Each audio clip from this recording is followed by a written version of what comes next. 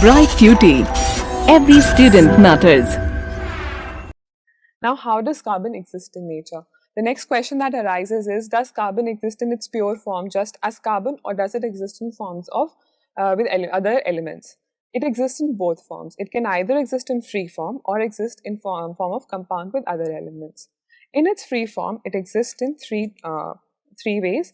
It can exist as diamond, it can exist as fullerene, and it can exist as graphite. So these are the three pure forms in which carbon exists on its own in free form.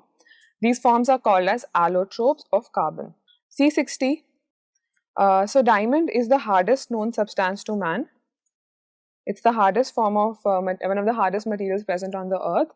And in this, what happens is that carbon forms 4 bonds with 4 different carbon atoms only. So carbon exists in a 3D structure in which it forms bonds with the different carbon atoms, and this kind of structure is called as diamond. It gives rise to a rigid structure. The second form is graphite. What happens in graphite is that carbon forms bond with only 3 carbon atoms, one of which is double.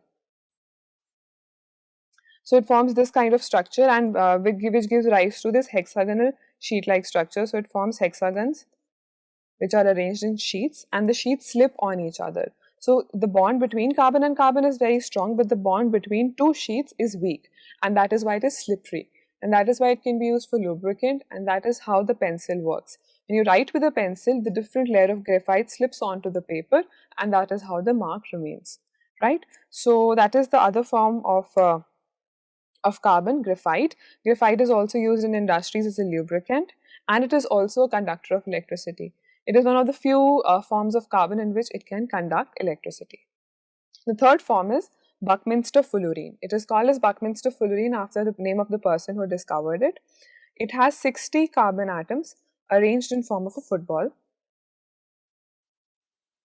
Right? So these 60 atoms are arranged in this huge molecule. This entire 60 atoms together form one molecule, and this one molecule is called as fullerene or C60.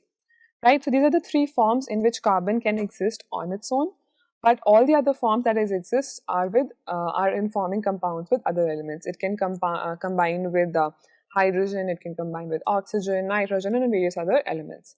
Right? So you've understood the free forms. Now let's move on to the compound forms.